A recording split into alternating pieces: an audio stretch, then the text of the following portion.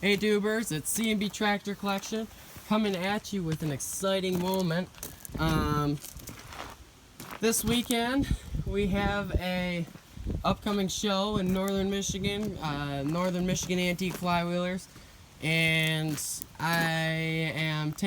it starts Thursday, and here's the tractors right now. Got them both loaded on the trailer.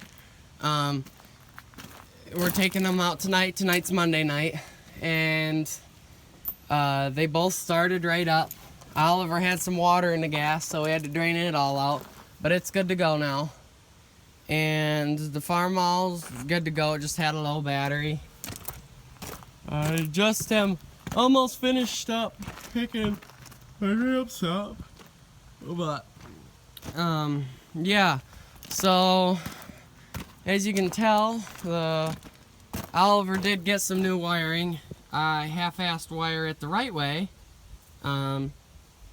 because eventually I'll probably just buy a wiring harness for it, but it does charge really good right now, and I don't really care what it looks like as long as it's functional.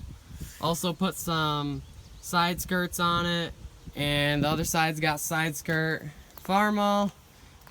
Just noticed that I'm going to need to get a new water pump, because if you can't tell, right between those two narrow front tires is some coolant. And it's right there on the radiators getting wet, so, the bottom of the bolster. And I just had this radiator rebuilt, so I looked at it and I diagnosed it. And if you can't see, the front of that water pump has a big crack in it near the fan.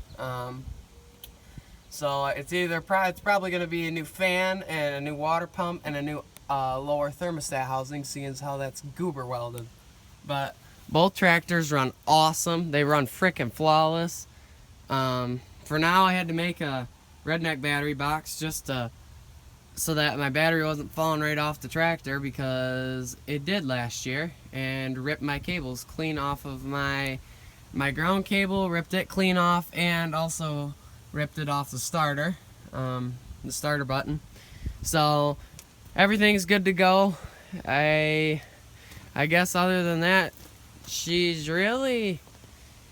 leaks a lot, and for now, I mean, I guess it's okay, but eventually someday this thing's gonna get done up frickin' perfect, because you can tell the front of that in there is looking pretty nasty, and the underside of this is starting to look kind of nasty. There's already fluid leaking on the trailer, so I'm thinking probably needs a new rear main, and oil pan needs to be worked on. It's starting to leak around the drain plug, and other than that, I mean, I guess it's good to go.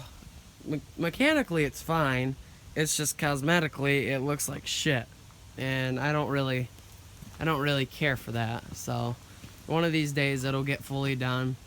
It actually last year, I'll show you, it actually caught on fire last year.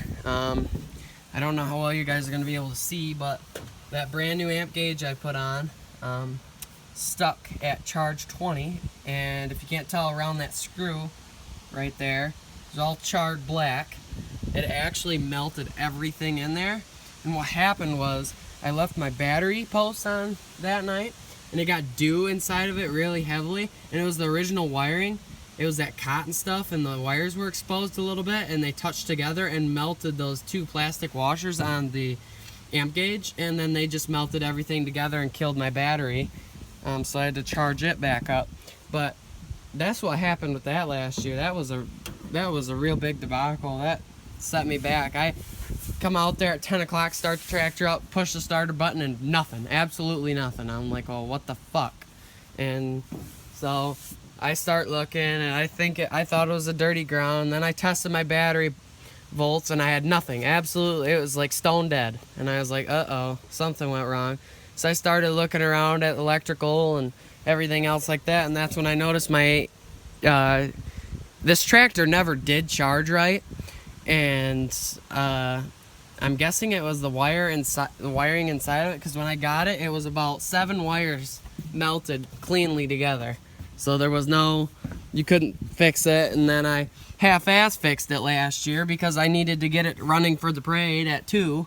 So I started at 10, and I completely started rewiring the back half of that this tractor. And of course my shit fell apart because, well, at the time I didn't have I had splices. I didn't have even crimpers. I was crimping that shit with my teeth and needle nose pliers, and of course everything fell right apart. So, but the Oliver's got the GM alternator conversion that I didn't do, but it works good. It charges at like, I don't know, 15 amps or something like that. And coil went out on it, so I put the Farmall's old coil on it because I put a new coil on the Farmall. So that was old coil to that. Belt pulley for it, I have inside. Probably won't get it on before show. I really was hoping to, but Oliver's threads for these belt pulleys, there's 2 different types, and I got the right belt pulley, but I didn't get the right thread bolts, and they're all caked with dirt, and I don't really have time to take it apart.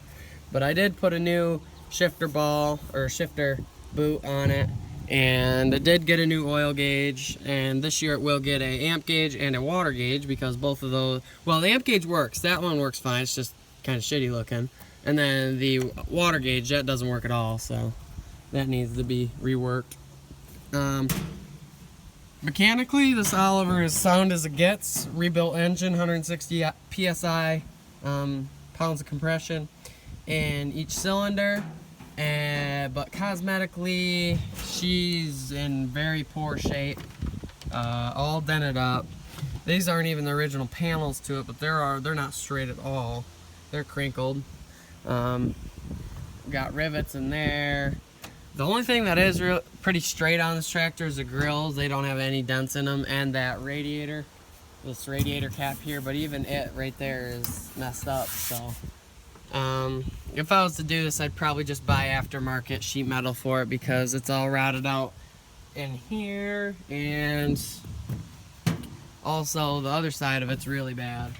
You get down in there and it looks horrible. So anyways, just giving you guys a quick update before show. We're gonna get ready to head out soon. Already got the little 110 over there, already got the Cub Cadet over there, and already got the Wheel Horse C81 over there. So see if I can't sell maybe the Wheel Horse and then keep I sold the Cub Cadet, so it's not mine anymore.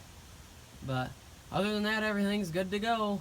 So I will do some videos at showtime. There was a video I made of bought a 1935 KCC. It's actually a 37cc, and actually C&B stands for Clausen and Birch. That's our last names. And Clausen, the Clausen part, he restored that perfectly. So you're going to get to see that there. You're going to get to see my newest acquisition that I keep forgetting to make a freaking video on. I've even got parts in my truck and stuff for it, and I just keep forgetting to make a video on it. And actually, you guys, I bought a 1955 John Deere 70 diesel tractor, but I keep forgetting to make freaking videos about it. So here's the Wix fuel filter for it. I've got to put a new water pump in it, and it hasn't run in 2 years. Then it's already sitting at shelf. So tomorrow night is the night where a new water pump, finish bleeding the fuel system, and finish the radiator system, and then I'm just gonna pull start it with the Farmall. I'm not gonna worry about the pony engine.